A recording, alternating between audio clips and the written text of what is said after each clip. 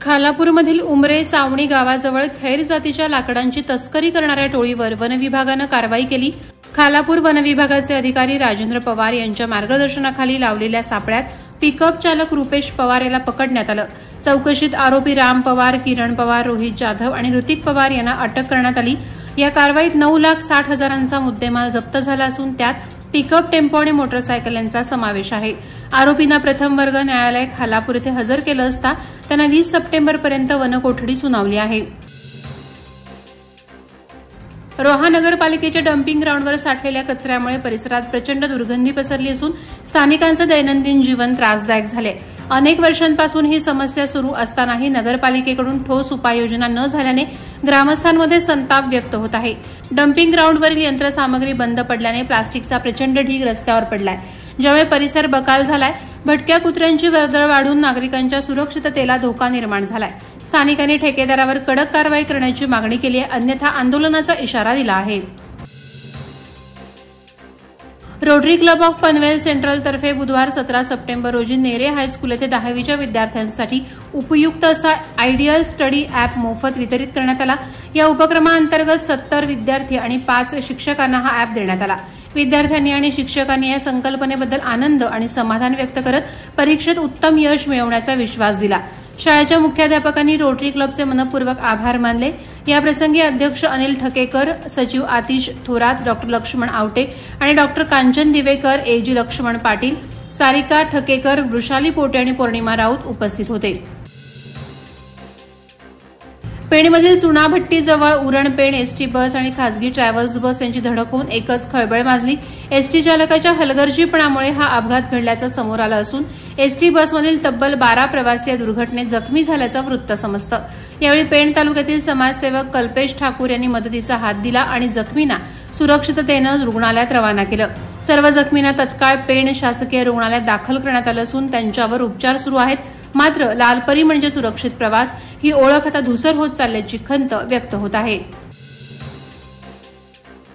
Rotary club of Panvel सेंट्रलच्या वतीनं बुधवार 17 September रोजी नेरे हायस्कूल येथे कळी उमलताना हा स्तुत्य उपक्रम आयोजित करण्यात आला।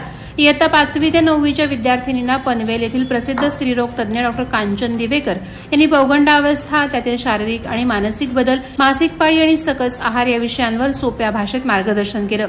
या कार्यक्रमास डॉ लक्ष्मण आवटे, एजी लक्ष्मण पाटील, अध्यक्ष अनिल ठकेकर, सचिव आतिश थोरात, सारिका ठकेकर, वृषाली पोटे, पौर्णिमा राऊत तसंच शाळेतील विद्यार्थी आणि शिक्षिका मोठ्या संख्येनं उपस्थित होत्या।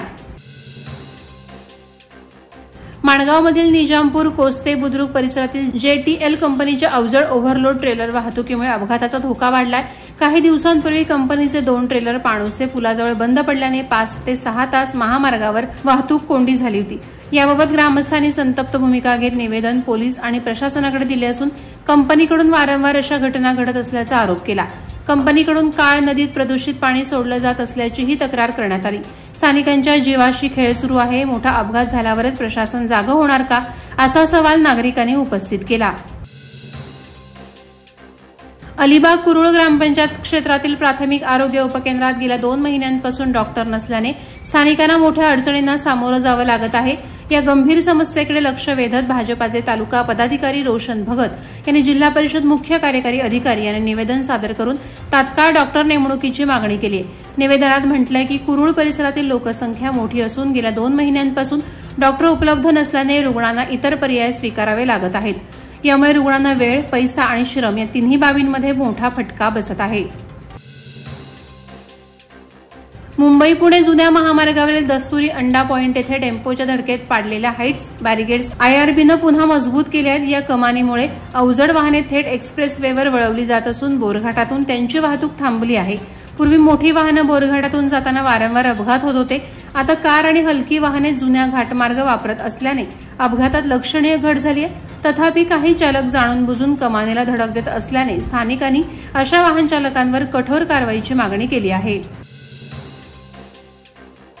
जनशिक्षण संस्थान JSS रायगडच्या माध्यमातून 18 सप्टेंबर रोजी पेण देवाळी येथे स्वच्छता जनजागृती उपक्रमांतर्गत स्वच्छतेवर फॅशन ड्रेस आणि मास्क मेकिंग स्पर्धा संपन्न झाली। या दरम्यान प्रशिक्षणार्थींना सहाय्यक कार्यक्रम अधिकारी कल्पना म्हात्रे यांनी स्वच्छतेची शपथ दिली। संस्थापक अध्यक्ष डॉ. मेधा सोमय्या, अध्यक्ष डॉ. नितीन गांधी, उपाध्यक्ष रत्नप्रभा बेल्हेकर आणि संचालक डॉ. विजय कोकणे यांच्या मार्गदर्शनाखाली विविध स्वच्छता जनजागृती कार्यक्रम राबवण्यात येणार आहेत। प्रशिक्षिका माधवी देव, मयुरी पाटील, आरती सुबा आणि प्रशिक्षणार्थी यांच्या उपस्थितीत कार्यक्रम उत्साहात पार पडला। नागोठणे प्राथमिक आरोग्य केंद्रात 18 सप्टेंबरला स्वस्थ नारी सशक्त परिवार शिबिर उत्साहात पार पडले। कार्यक्रमात सरपंच सुप्रिया महाडिक आणि सदस्य ज्ञानेश्वर साळुंखे प्रमुख पाहुणे म्हणून उपस्थित होते। डॉ. प्रियंका साळुंखे आणि डॉ. आदित्य शिरसाट यांनी महिलांना मार्गदर्शन केलं। TY पाटील हॉस्पिटलच्या डॉक्टरांसह अनेक तज्ज्ञांनी रुग्णांची तपासणी केली। डॉ. आदित्य शिरसाट निक्षय मित्र झाल्याने त्यांच्या हस्ते क्षयरोगी रुग्णांना फूड बास्केट वितरित करण्यात आलं। रोहा तालुका आरोग्य अधिकारी डॉ. साळुंखे यांनी त्यांचा सत्कार करून प्रमाणपत्र प्रदान केलं। नवी पनवेल वाहतूक शाखेच्या वतीनं पटेल इंजिनिअरिंग कंपनी खारपाड यांच्या सौजन्यानं हेल्मेट वाटप उपक्रम राबवण्यात आला। या उपक्रमाद्वारे वाहतूक पोलीस अंमलदार आणि नागरिकांना हेल्मेट देण्यात आले। रस्ते सुरक्षेचं महत्त्व अधोरेखित करत वाहतूक नियमांचं पालन करण्याचा संदेश या उपक्रमातून देण्यात आला। या कार्यक्रमास पोलीस उपनिरीक्षक सुशांत खराटे उपस्थित होते। त्यांनी अपघात टाळण्यासाठी हेल्मेटचा वापर अनिवार्य असून आपली सुरक्षितता आपल्या हातात आहे असं सांगत नागरिकांना नियमांचं पालन करण्याचं आवाहन केलं। वादळवारा लाईव्हसाठी न्यूज ब्युरो, रायगड। नवी मुंबई व रायगड जिल्ह्यातील ताज्या बातम्या आणि घडामोडींसाठी सबस्क्राईब करा वादळवारा लाईव्ह चॅनल आणि दाबा बेल आयकॉन।